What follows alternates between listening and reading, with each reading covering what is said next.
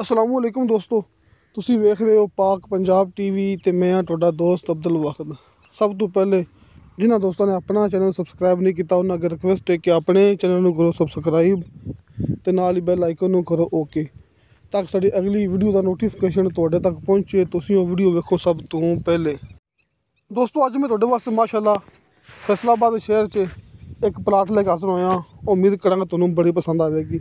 बड़े दोस्त कहते सी कि तुसी फैसलाबाद घर वगैरह कोई प्लाट वगैरह कोई रकबा दिखाओ, तो अज माशाल्लाह अपने एक दोस्त ने अपना एक प्लाट सेंड किया है फैसलाबाद शहर के अंदर। आप भरावां दिखा रहे हैं, आप खड़े हैं रस्ते ते, जोड़ा कि मेन रस्ता है ये सामने प्लाट है, मौके पर रस्ता जाएगा। फिलहाल हाले कि जोड़ा कि रस्ते की तमीर होनी है, लेकिन एक गारंटी है कि इत्थों तक जिथे आप इस टाइम आ गए हैं, आप खड़े हैं अपना जो प्लाट है इनके दरम्यान च। दोस्तों 4 कनाल का प्लाट है, आप खड़े हैं प्लाट के दरम्यान च। आप आस पास भरावां नूं माहौल दिखा रहे हैं कि ज़िला फैसलाबाद, तहसील भी फैसलाबाद, 123 चक सिद्धूपुरा, मुश्ताक टाउन ते गुलामाबाद टाउन के बिल्कुल नाल। दोस्त का कहने के मुताबिक मुश्ताक टाउन के बिल्कुल नाल 123 चक सिद्धूपुरा बड़ा मशहूर है। बकायदा उनके कहने मुताबिक कि फैसलाबाद शहर के अंदर आ जाता है, कि दूर नहीं है।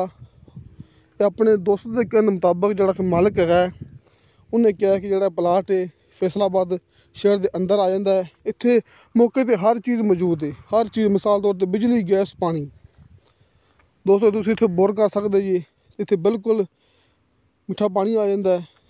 तो इस तो इलावा बिजली मौके पर मौजूद है, खंभे लगे हुए हैं, आस पास कलोनियां ने, मुश्ताक टाउन है, गुलामाबाद टाउन है, तो 123 चक सिद्धूपुरा है जिथे आप मौजूद हाँ। कि सूई गैस इतने मौके पर मौजूद है। जो आप भरावां घर दिखा रहे हैं आप आस पास सज्जे खब्बे इस प्लाट के। दोस्तों हर घर के गैस पहुंची हुई है, कि गैस का कनैक्शन हर घर के पहुंचा हुआ है।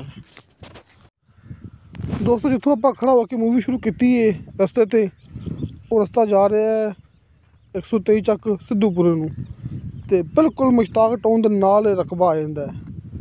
कहीं समझ लो कि सिद्धूपुरा ते अपना मुश्ताक टाउन के दरम्यान 4 कनाल का रकबा है।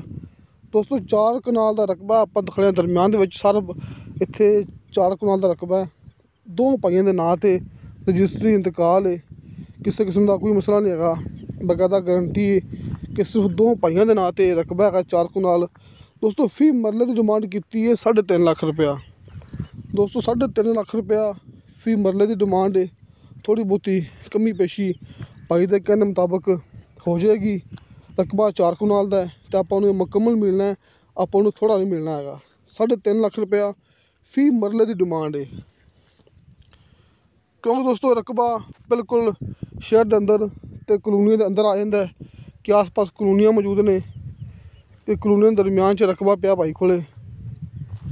तो माशाल्लाह बड़ा ही बेहतरीन रकबा है, हर चीज़ मौके पर मौजूद है।